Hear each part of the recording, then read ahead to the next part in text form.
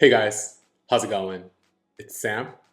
So a couple days ago, I just got back from going to the Twice World Tour 3 in the USA concerts, the whole tour basically, and I posted a vlog, and the question that I got a lot was how much did it all cost?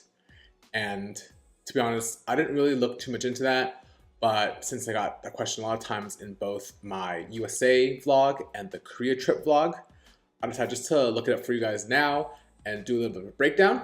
So hopefully this video will help you decide whether or not you want to go to Korea for the beginning part of a concert tour in Seoul, or the US stops if Twice has another tour or if another group has a similar plan in the future. And yeah, let's go ahead and go right into it. First off, we're gonna do the Korea trip, and then I'll put a timestamp for the second half, which is gonna be the USA tour. First off, I flew from SF to Korea International Airport, and I booked my ticket like the hour the tour was announced because I knew I wanted to go. The ticket cost was a bit higher because I didn't book, beforehand. It was only really, I want to say, even just like 2 or 3 weeks before the actual trip. So price was a little expensive, and it might be more depending where you live. But the flight, look it up right here, was $1,540, which is actually the most I've ever paid for a round trip to and from Korea because it was pretty last minute. So, that's the first number there. Next off, there was the mandatory quarantine. There is still one right now. I think it's 7 days now, but at the time that I went, it was 10 days. The entire 10 days cost about $1,000 USD. It was a little more obviously in Korean won, but my credit card bill showed 1,000 about. So I'll have that there. But yeah, 10 days, you also get food. So honestly, not a terrible deal.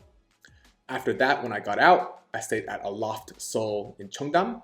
So that hotel cost, let me take a look, from December 13th to the 28th, cost 1,445 million won. So that translates to roughly like $1,300, give or take.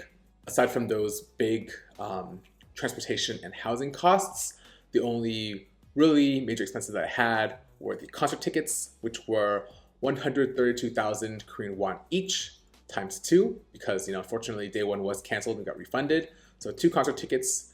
I did not get resale. You can see on the tickets that there are my names on the tickets. So yeah, did not get resale for those. So that's about what, 264,000 won for both of those. And then other than that, it was just food costs. I said this before, but I kind of splurged when I was in Korea, to be honest. So the amount you spend will vary depending on what you want to buy to eat. So I will say a fair price point for each day in Korea. If you want to be, if you want to eat but not like overindulge, then I would say 20,000 won a day could probably do you well. Since most people don't really eat breakfast. So 20 times how many days was I in Korea? Give or take 15. That's another $300. So just doing some quick math. I also included a little bit of transportation fees as well.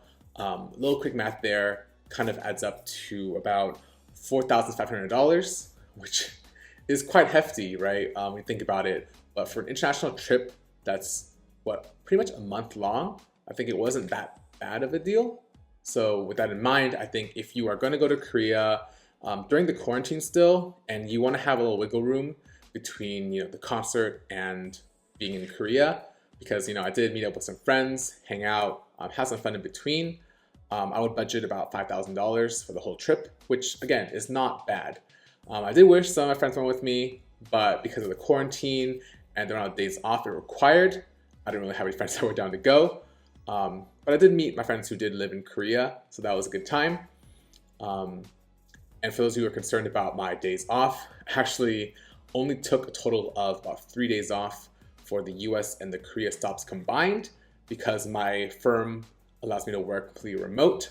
So I was working in US hours. I worked from about 3 a.m. to noon every day, and then with the lunch break in between. And then I went out from like 12 to 8 or even stayed in depending on what the day had for me. Obviously during the entire quarantine I couldn't go out, so it was from 3 to 12 work, And then from 12 to like 6, I would like play on my Switch, which I brought with me to Korea. And then when I got bored, I would just sleep early. So, that was 10 days of like just straight working. After that, I didn't work in the mornings, but I had a little more time to roam around after work and hang out with friends. So yeah, that was it for the Korea trip. And that was pretty simple because it was pretty much only 3 or 4 major expenses. For the US trip though, a little bit more convoluted, a little bit more of a breakdown. So first off, I'll do just like Korea, mirror, there are flights. So this is complicated because we booked a bunch of one-way flights. First off, I flew from SFO to SoCal. I flew into Santa Ana Airport because that's where my friend John lives near. And then we drove up from LA to Oakland. And I don't want to go into detail, but some of them drove back down, but I flew to Texas. So then we flew from Oakland or SFO to Texas to Dallas, and Dallas to Atlanta, Atlanta to New York, and New York back to SFO. So all in all, the ticket costs there were about $700 for every single flight together.